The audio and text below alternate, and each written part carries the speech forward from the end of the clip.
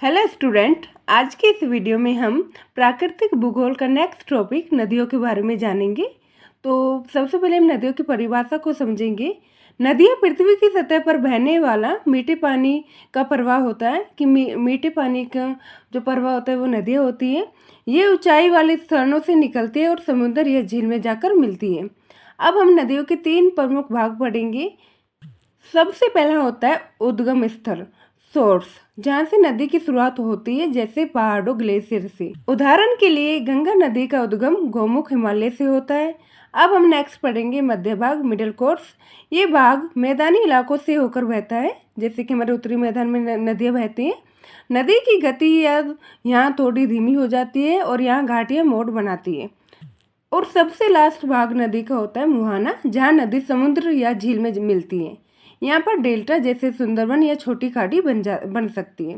नदियों का भू आकृतिक कार्य भूमि को काटना, उपजाऊ मिट्टी को लाना, घाटी और डेल्टा बनाना होता है।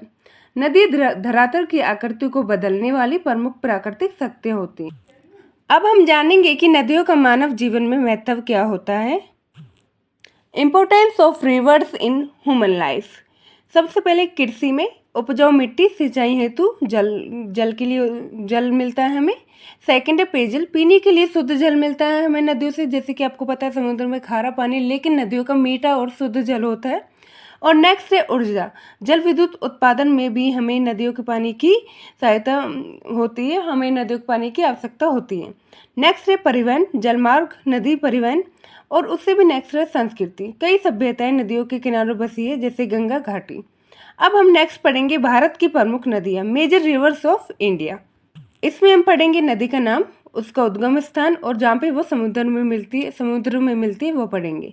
सबसे पहले गंगा नदी, जो कि गौमुख से निकलती है हिमालय से और बंगाल की खाड़ी में जाके गिरती है। नेक्स्ट है यमुना नदी, जो कि यमुनोत्री ग्लेशियर से निकलती है और गंगा में मिलती है। उससे भी नेक्स्ट है ब्रह्मपुत्र, जो कि तिब्बत से निकलती है और बंगाल की खाड़ी में मिल जाती है। नेक्स्ट है नर्मदा नदी, जो कि अमरकंटक के पहाड़ से निकलती है और अरब सागर में मिल जाती है। नेक्स्ट है गोदावरी नदी, जो कि नासिक से निकलती है और बंगाल की खाड़ी में मिल जाती है। अब यहाँ पे हमने नदियों के बारे में जान लिया है। अब हम निष्कर्ष को जानेंगे। नदियाँ केवल जल का स्रोत नहीं है, बल्कि ये जीवन, सभ्यता, कृषि और ऊर्जा और संस्कृति की धारा है।